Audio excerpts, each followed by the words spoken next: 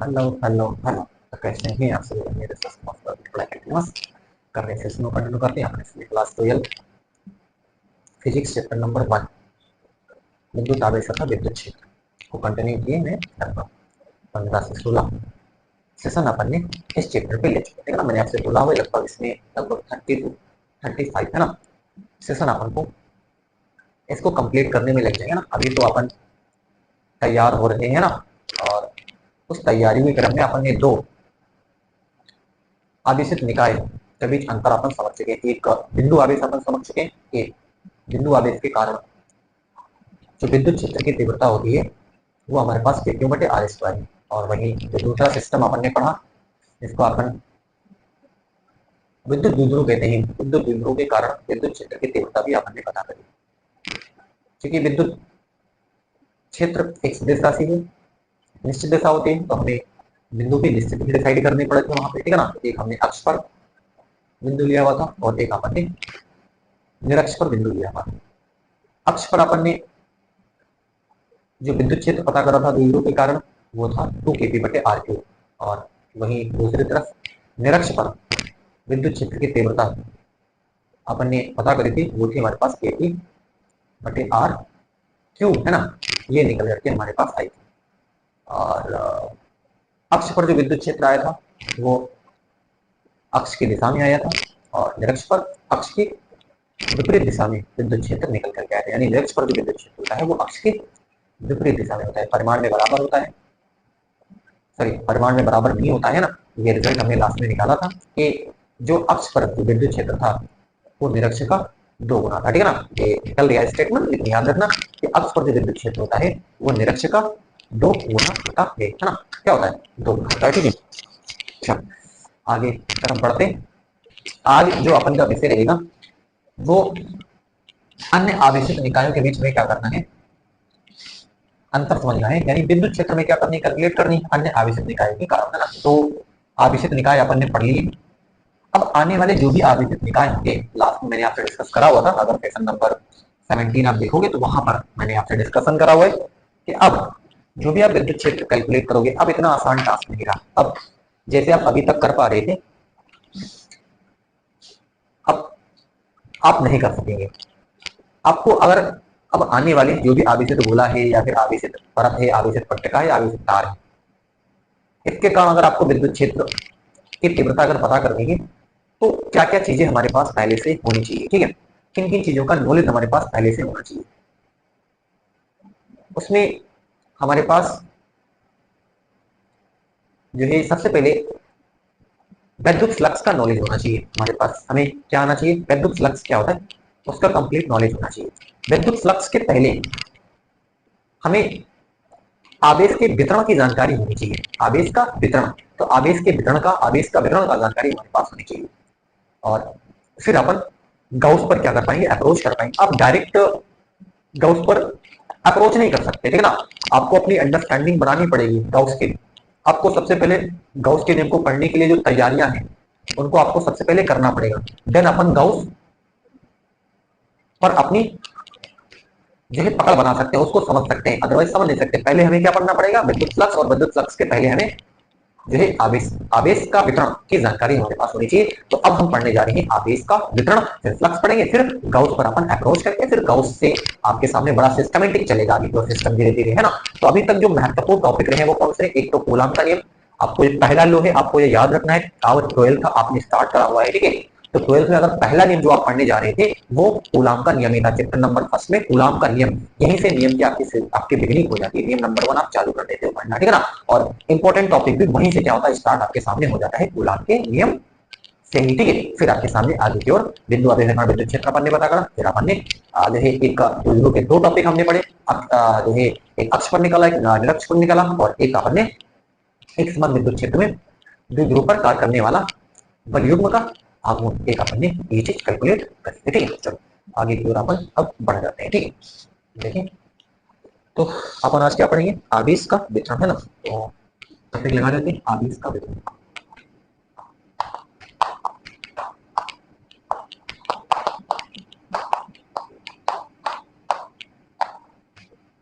यानी जो distribution of charge है, डिस्ट्रीब्यूशन ऑफ चार्ज, उसको अपन समझने वाले। ठीक है, आवेश का वितरण दो प्रकार का होता है। पहला होता है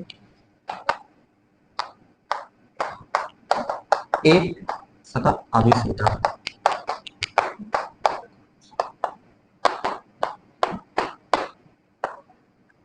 आवेश का ऐसा वितरण जिसमें आवेशों के बीच दूरी कम या ज्यादा हो, कोई नियमितता ना हो, कोई रेगुलरिटी ना हो, असततता हो, तो ऐसे आवेश के वितरण को असतत आवेश वितरण कहते हैं। यानी जिसमें आवेशों के बीच दूरी कम ज्यादा हो, आवेशों के बीच दूरी क्या हो, कम ज्यादा हो, आवेशों के वितरण में कोई नियमितता ना हो, कोई नियमितता ना, कोई रेगुलरिटी ना हो, तो आवेश के इस प्रकार के वितरण को असतत आवेश वितरण कहते हैं। सिंपल है ना। तो क्या बोलते हैं इसको, अपन बोलते हैं डिसकंटिन्यू। ये क्या होता है, डिसकंटिन्यू, है ना। तो आवेश का ऐसा वितरण तो अपन लिख देते हैं ना, आवेश का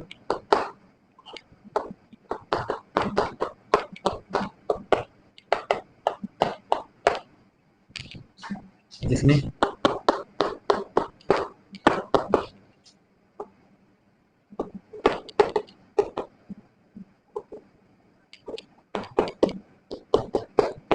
आवेशित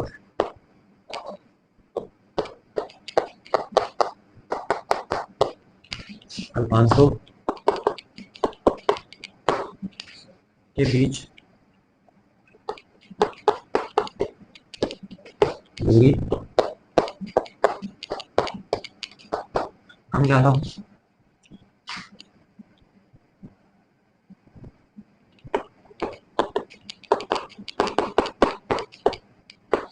आवेशों के वितरण में कोई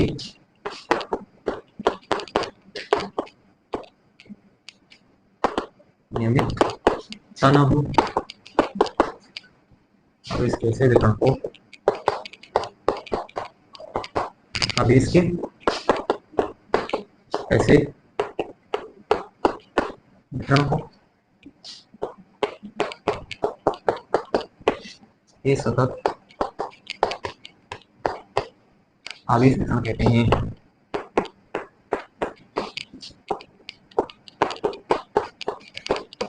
तो अपन बोलते हैं क्या, ये सतत आवेश वितरण कहते हैं। ठीक है ना। तो आवेश का ऐसा वितरण जिसमें आवेशित अल्पांशों के बीच दूरी कम ज्यादा हो, आवेशों के वितरण में कोई नियमितता ना हो, तो आवेश के ऐसे वितरण को अपन क्या कहते हैं, ऐसे वितरण को ये सतत आवेश वितरण कहते हैं, है ना। चलो, तो ये आपने समझा। फॉर एग्जाम्पल जैसे त्रिभुज हमने लिया, त्रिभुज के तीनों कोनों पर आवेश, ये देखो कोई रेगुलरिटी नहीं है। ठीक है ना, आवेश के बीच की दूरी कम ज्यादा है। ठीक है ना। तो ऐसे आवेश के वितरण को अपन क्या होते हैं, जैसे त्रिभुज के दोनों कोनों पर आवेश है ना, चतुर्भुज के चारों कोनों पर आवेश। ठीक है ना। ये देख लो, यहाँ पर कोई सततता, कोई रेगुलरिटी आपको देखने को नहीं मिलती ना, कि आवेश बहुत पास पास है, दूर नहीं है, सब इसमें कोई नियमितता नहीं ना। ये यहाँ पर पड़ा, यहाँ पर पड़ा है ना, आवेश क्या इधर उधर, त्रिभुज के तीनों कोनों पर आवेश, चतुर्भुज के चारों कोनों पर आवेश। ठीक है। तो यहाँ पर कोई रेगुलरिटी आपको देखने को मिलती है, कोई नियमितता देखने को मिलती है। ठीक है। तो ऐसे आवेश के वितरण को अपन एक सतत आवेश वितरण कहते हैं। बोली बात कन्फर्म, ये समझ में आ चुका। और ये हमारे काम का भी नहीं है, सीधे याद रखना, एक सतत आवेश वितरण यानी जिसमें सततता ना हो, आवेश के वितरण में कोई सततता ना हो, आवेशित अल्पांश जो है दूर कम ज्यादा कहीं पर भी इधर से उधर पड़े हो ना, कोई उसमें नियमितता ना हो। ठीक है। तो ऐसे आवेश के वितरण को अपन क्या बोलते हैं, एक सतत आवेश वितरण कहते हैं। दूसरा प्रकार जो अब अपन पढ़ने जा रहे हैं वो है सतत आवेश वितरण, और ये हमारा काम का है। और 12th में अपने को यही पढ़ना भी है, सतत आवेश वितरण। इसी को अपन को क्या करना है, क्या है सतत आवेश वितरण। देखें, आवेश का ऐसा वितरण जिसमें आवेशित अल्पांशों के बीच की दूरी नगण्य हो, जिसमें आवेशित अल्पांशों के बीच, जो आवेशित अल्पांश है, अल्पांश मतलब समझ रहे हो, अल्पांश मतलब छोटे छोटा आवेश, ठीक है ना, छोटा छोटा अल्पांश मतलब आवेश का टुकड़ा, छोटा छोटा आवेश है ना, वो बहुत पास पास हो ना, जैसे आवेश यहाँ पर यहाँ पर यहाँ पर, कोई गेप नहीं बीच में, आवेश क्या है बहुत पास पास रखे, आवेश अल्पांश क्या बहुत पास पास रखे, बीच की दूरी नगण्य नहीं, तो आवेश के ऐसे वितरण को सतत कंटिन्यू अपन क्या बोलते हैं डिस्ट्रीब्यूशन ऑफ चार्ज कहते हैं, ठीक है ना, यानी सतत है, यानी रेगुलरिटी है, नियमितता है, आवेश पास पास सब रखा हुआ है, कोई गेप नहीं है, कोई जो है यहाँ पर अनरेगुलरिटी नहीं आ रही है, ठीक है ना, बिल्कुल सतत आवेश है, ठीक है, तो आवेश के वितरण को अपन क्या बोलेंगे सतत आवेश वितरण कहते हैं, तो आवेश का ऐसा वितरण अपन यहाँ पर लिख देंगे।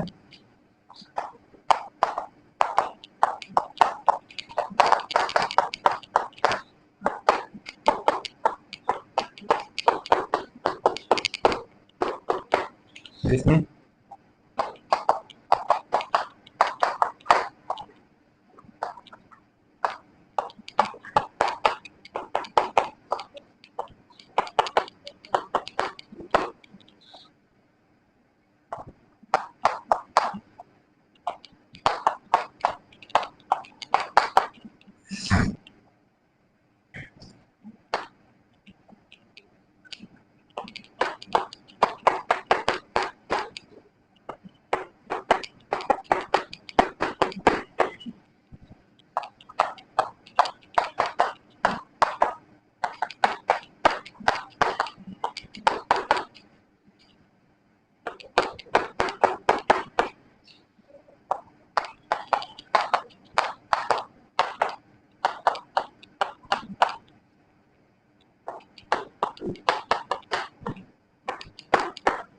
सतत आवेश वितरण कहलाता है, इसको अपन क्या बोलते हैं सतत आवेश वितरण कहते हैं।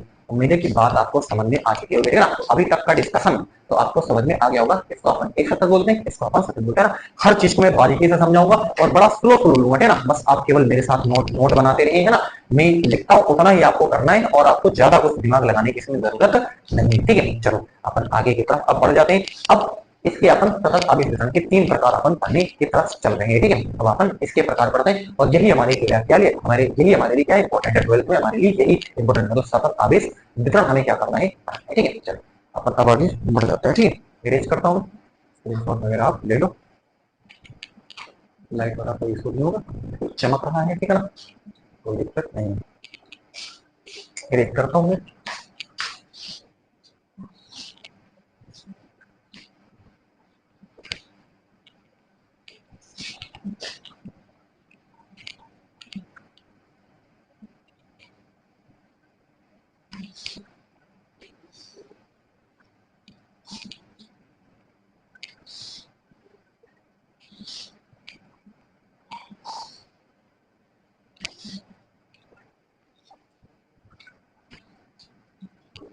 तो ये था सतत आवेश वितरण, जस्ट हमने पढ़ा सतत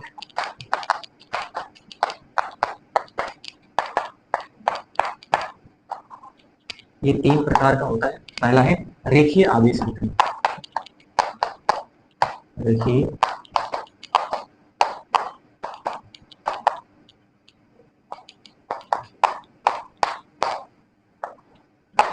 रेखीय आवेश वितरण, रेखा वक्र प्रधि पर जब आवेश एक समान रूप से वितरित हो तो आवेश के ऐसे वितरण को रेखीय आवेश वितरण कहा जाता है। एक दूसरे समेत रेखा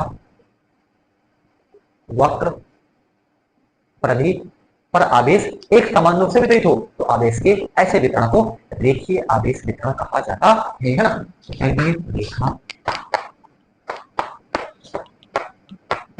वक्र प्रधि पर जब आवेश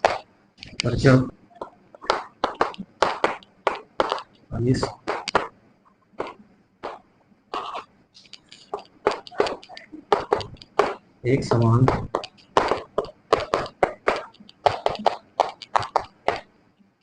रूप से वितरित हो आवेश के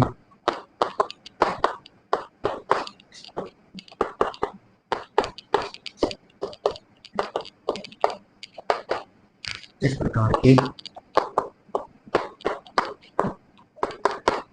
वितरण को रेखीय आवेश वितरण रेखीय आवेश वितरण कहा जाता है ना।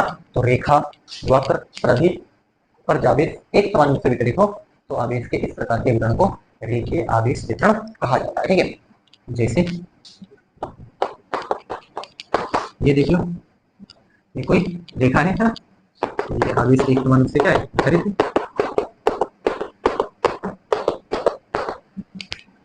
ठीक है, तो ये मान लो इस पर कितना आवेश, क्यों आवेश, वो एक समान रूप से क्या है आपको वितरित दिखाया जा रहा है। ठीक है, चलो अब मैं इस रेखीय आवेश वितरण से संबंधित एक भौतिक राशि अपन पढ़ते हैं, उसको अपन बोलते हैं रेखीय आवेश घनत्व। रेखीय आवेश घनत्व, इसको अपन लैम्डा कहते हैं। क्या है रेखीय आवेश घनत्व? देखिए, रेखीय आवेश घनत्व का मतलब होता है कि इकाई लंबाई में, देखो इसकी लंबाई टोटल, ये कोई रेखा है, इसकी लंबाई टोटल अपन ने कहा एल है, तो एल लंबाई में आवेश कितना है, क्यों, तो इकाई लंबाई में। अब आप देखेंगे इसका मतलब क्या होता है, इकाई लंबाई में आवेश को रेखीय आवेश घनत्व कहा जाता है। सिंपल, इसका कैसे याद रखना है, इकाई इकाई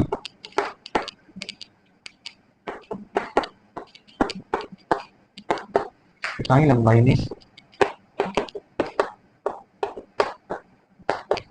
आवेश को, इकाई लंबाई में आवेश को रेखीय आवेश घनत्व है ना, इकाई लंबाई में आवेश को रेखीय आवेश घनत्व कहा जाता है, लैम्डा है ना। तो इकाई लंबाई में आवेश को अपन क्या बोलते हैं, रेखीय आवेश घनत्व। एल लंबाई में आवेश कितना है, एल लंबाई में आवेश है क्यों, एल लंबाई है, इसमें आवेश कितना क्यों, इकाई लंबाई में आवेश का मतलब क्यों बाई एल, और इसके बराबर होता है, ये बराबर होता है लैम्डा, इसको अपन बोलते हैं कूलाम प्रति मीटर, है ना। तो इकाई लंबाई में आवेश को अपन रेखीय आवेश घनत्व क्यों भाई एल कहते हैं, है ना। तो इकाई लंबाई में आवेश को अपन क्या बोलते हैं, कैसे याद रखते हो, तुम्हें समझता हो मीटर नीचे है ना, तो नीचे मीटर है, तो इकाई लंबाई लंबाई होगी, मीटर है तो केवल अगर लंबाई का मतलब मीटर होता है, इकाई लंबाई में आवेश को अपन क्या बोलते हैं, रेखीय आवेश घनत्व कहते हैं। अब मैं आपको एक एग्जांपल उदाहरण लेता हूँ, ठीक है, तो क्यों भाई यह उदाहरण लेता हूँ, देखो उदाहरण, जैसे हमारे पास एक आर त्रिज्या का कोई क्या है, एक वृत्त है, आर त्रिज्या का क्या है, और इस पर देख लो आवेश एक समान रूप से वितरित, ठीक है ना। और ये क्यों, ये कितना है क्यों, क्यों आवेश इस आर त्रिज्या के वृत्त पर एक समान रूप से वितरित है, क्या है, एक समान रूप से वितरित है, देख लो।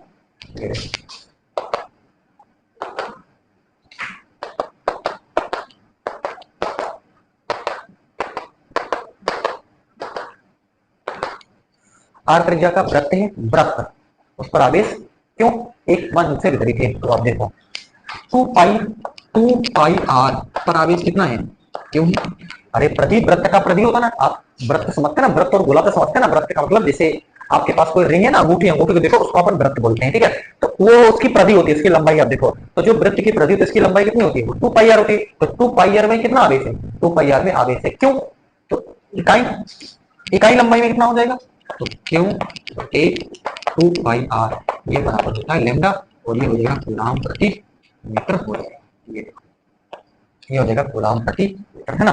तो लैम्डा इक्वल टू क्यों बटे 2 पाई आर हो जाएगा, ठीक है। ये अपन ने पहला अपन ने समझा, इसको अपन बोलते हैं रेखीय आवेश घनत्व।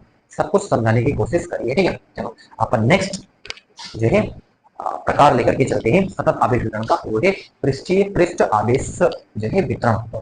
नेक्स्ट क्या है, पृष्ठ आवेश वितरण, नोट करें फिर इसको मैं इरेज करता हूँ।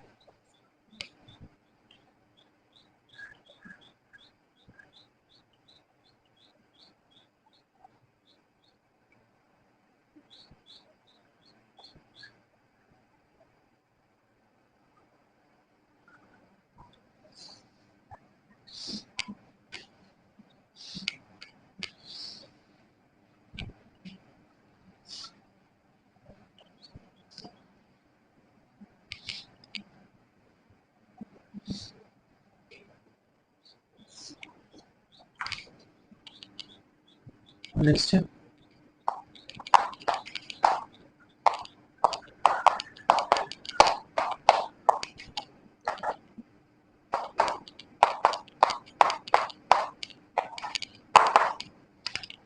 पृष्ठ आवेश वितरण क्या है?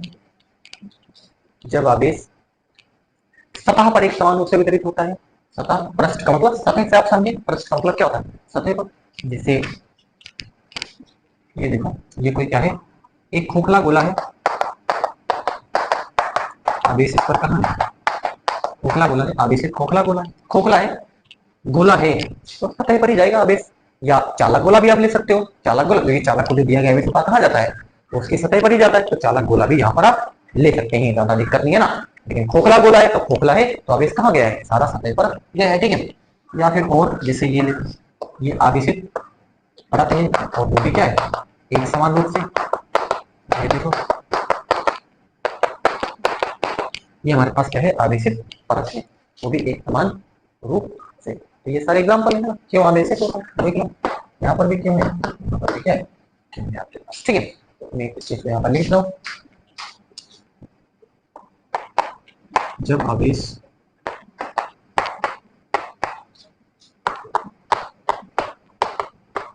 सतह पर एक समान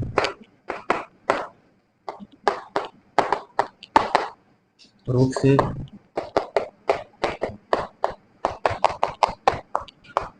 जब आवेश सतह पर एक समान रूप से वितरित होता है तो आवेश के ऐसे वितरण को पृष्ठ आवेश वितरण कहते हैं, है ना। जब आवेश सतह पर एक समान रूप से वितरित होता है तो आवेश के ऐसे वितरण को अपन क्या बोलते हैं? पृष्ठ आवेश वितरण कहते हैं। अब इससे संबंधित भौतिक राशि, इससे संबंधित भौतिक राशि कौन सी है? पृष्ठ आवेश घनत्व, इसको अपन सिग्मा कहते हैं। तो पृष्ठ के इकाई क्षेत्रफल में आवेश को, पृष्ठ के इकाई क्षेत्रफल में आवेश को पृष्ठीय आवेश घनत्व कहा जाता है। तो पृष्ठ के इकाई क्षेत्रफल में आवेश को अपन क्या बोलते हैं? पृष्ठीय आवेश घनत्व कहते हैं। मैं लिख देता हूँ, तो पृष्ठ के, पृष्ठ मतलब सतह के, है ना, पृष्ठ के इकाई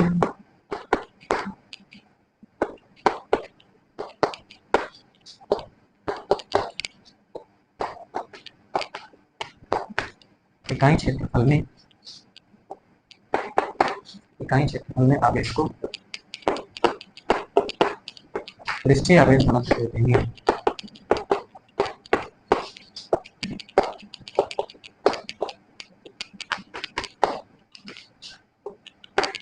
है ना, तो पृष्ठ के इकाई क्षेत्रफल में आवेश को पृष्ठीय आवेश घनत्व कहते हैं, है ना। तो मैं आपको बताऊं, जैसे हमारे पास ए क्षेत्रफल में आवेश, ए क्षेत्रफल में आवेश क्या है, क्यों है? ए क्षेत्रफल में आवेश कितना है, क्यों है? तो इकाई क्षेत्रफल में क्यों भाई, ए, और ये बराबर हो जाता है सिग्मा के बराबर, यानी कूलम प्रति मीटर स्क्वायर, है ना। तो इकाई क्षेत्रफल में आवेश को पृष्ठीय आवेश घनत्व कहा जाता है। क्योंकि क्या बोला हमने, क्या बोला हमने कि इकाई क्षेत्रफल में आवेश को पृष्ठीय आवेश घनत्व कहा जाता है ना। तो एक क्षेत्रफल में आवेश कितना है, क्यों है? मैं एक एग्जांपल लेकर के आपको बताता हूँ, उदाहरण।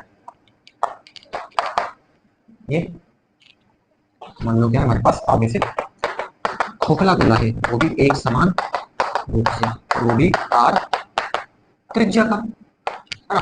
गोला है ये, ध्यान रखना, खोखला गोला है, ठीक है ना। चालक गोला भी ले सकते हो, क्योंकि चालक को भी दिया गया है सतह पर ही जाता है, ठीक है। चलो, तो आर त्रिज्या का है। अब हम जानते हैं कि गोले का पृष्ठीय क्षेत्रफल क्या होता है? पृष्ठ, पृष्ठ पर आवेश, तो गोले का पृष्ठ क्षेत्रफल या आवेश क्यों है टोटल, तो पृष्ठ क्षेत्रफल कितना होता है गोले का? वो होता है 4 पाई आर स्क्वायर। इस पर आवेश कितना है? इस पर आवेश है, क्यों? अरे गोले का पृष्ठ क्षेत्रफल कितना होता है? 4 पाई आर स्क्वायर। तो 4 पाई आर स्क्वायर में आवेश कितना है, क्यों है? तो इकाई क्षेत्रफल में आवेश आपको बताना है। तो इकाई क्षेत्रफल का मतलब कितना हो जाएगा, क्यों बटे 4 पाई आर स्क्वायर, है ना। और ये हो जाएगा हमारे पास सिग्मा, क्या हो जाएगा, ये हमारे पास सिग्मा हो जाएगा, ठीक है। तो इकाई क्षेत्रफल में जो आवेश होता है उसको अपन बोलते हैं पृष्ठीय आवेश घनत्व कहते हैं, है ना। तो ये था पृष्ठ आवेश वितरण, हर संभव आप समझो, ठीक है ना। देखिए अपन आगे जो भी पढ़ेंगे वो यदि ये सतत आवेश वितरण, ये सतत से हमसे मतलब ही नहीं है, ठीक है ना। अपन जो भी पढ़ेंगे आगे अभी जो भी पढ़ने वाले हैं ना, सब कुछ सतत आवेश वितरण ही होगा वहां पर, है ना। वहां पर आवेश की रेगुलरिटी होगी, आवेश सतत होगा, आवेश से द्विपाल 500 के बीच की दूरी बिल्कुल नगण्य होगी, यानी आवेश से द्विपाल 500 के वो बिल्कुल पास पास आपको देखने को मिलेंगे, है ना। चलो नेक्स्ट अपन लेते हैं, है ना, और पढ़ते हैं अपन लास्ट जो आवेश का वितरण है वही आयतन आवेश वितरण, है ना। अब हम लेते हैं आयतन आवेश वितरण।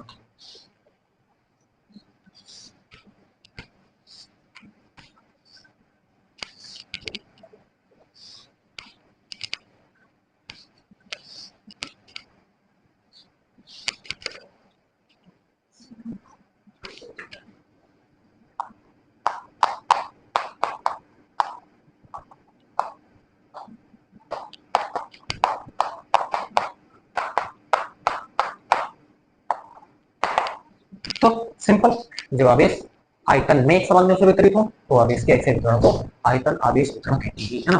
जो आवेश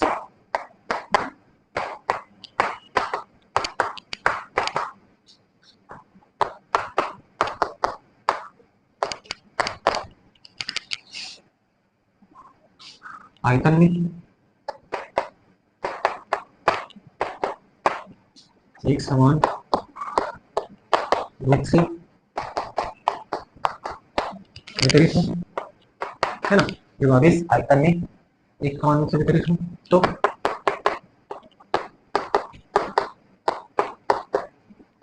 आवेश के ऐसे वितरण को आयतन आवेश वितरण कहते हैं।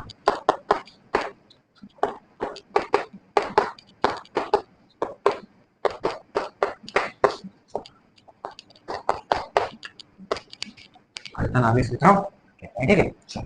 तो अब देखें, जैसे हमारे पास क्या है, आवेश है जो है कुचालक, एक समान रूप से आवेश है कुचालक, अचालक, पराविद्युत।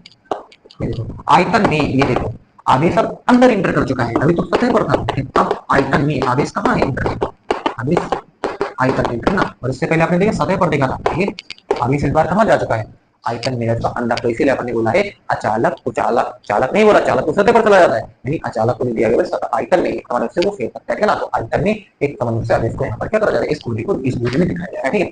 चलो इससे संबंधित भौतिक राशि क्या है, वो भौतिक राशि है आयतन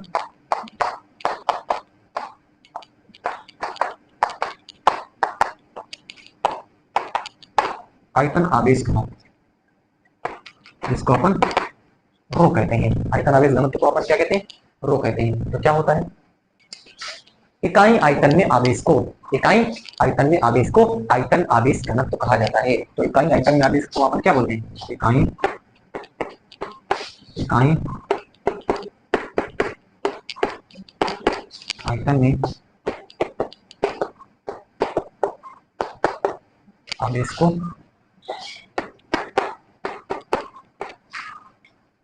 आवेश को है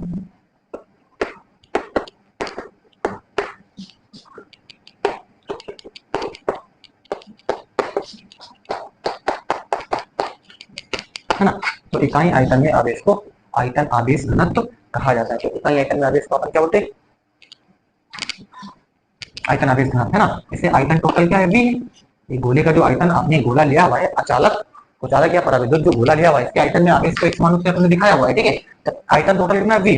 v आयतन में आवेश कितना है, v आयतन में आवेश कितना है, क्यों है। तो इकाई आयतन में क्या बोलोगे, क्यों बटे v। और यही क्या होता है, यही होता है रो के बराबर कूलम प्रति मीटर क्यूब। हम मैं कैसे याद रखता हूँ कि आयतन आवेश घनत्व ये मीटर क्यूब से नीचे, अब मात्रा क्या कर लो, सी बटे यम क्यूब। यम क्यूब मतलब क्या होता है, आयतन ही होता है। तो इकाई आयतन में सी बटे क्यों बटे यम, है ना। तो इकाई आयतन क्यों बटे सॉरी क्यों बटे वी, है ना। तो इकाई आयतन में आवेश को अपन क्या बोलते हैं, आयतन आवेश घनत्व कहते हैं, है ना। इसको अपन बोलते हैं आयतन आवेश। हमने यहाँ पर जैसे गोला लिया हो, ठीक है, ये देखो ये भी आर त्रिज्या का है और आयतन में अचालक है, पराविद्युत है ना, और इसमें आवेश पूरे आयतन में एक समान रूप से वितरित आपको दिखाया जा रहा है, ठीक है। वो आवेश कितना है, वो आवेश क्या है। तो ये गोले का आयतन है। गोले का आयतन क्या है, गोले का आयतन सब आप बताओ, गोले का आयतन क्या होता है, गोले का आयतन होता है 4/3 पाई आर क्यूब। आवेश कितना है, क्यों है, गोले का आयतन कितना होता है 4/3 पाई आर क्यूब। तो 4/3 पाई आर क्यूब में आवेश कितना है, 4/3 पाई आर क्यूब में आवेश है, क्यों, तो इकाई आयतन में क्यों बटे 4/3 पाई आर क्यूब है ना, और बराबर होता है ये कूलम प्रति मीटर।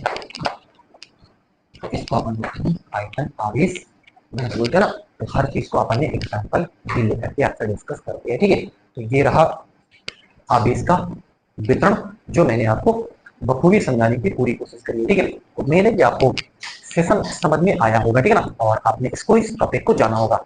नेक्स्ट सेशन जो अपन लेने वाले हैं वो लेंगे जो है विद्युत फ्लक्स पे, ठीक है ना, और विद्युत फ्लक्स को आपको बड़े डीपली, बड़े डिस्कस, बड़े जो है तरीके से मैं इसको समझाने वाला हूँ, ठीक है ना। वैसे अभी तक तो आपने सेशन देखा होगा, मजा तो आपको आ ही रहा होगा कि अपन जिस में पढ़ रहे हैं ना, बहुत एंजॉय कर रहे होगे आप, हर डे बाय डे सेशन भी आ रहे हैं, ठीक है ना, और बड़े डेप्थ में चीजों को आप सिखाने की कोशिश भी कर रहे हैं, ठीक है ना। तो डेरिवेशन से उनको तो आपको बिल्कुल रट जाएंगे, ठीक है ना, वो आप देखते ही उनको हल करना चलो आपके दिमाग में चलेंगे, डेरिवेशन तो क्या है आपके दिमाग में चलेंगे, ठीक है।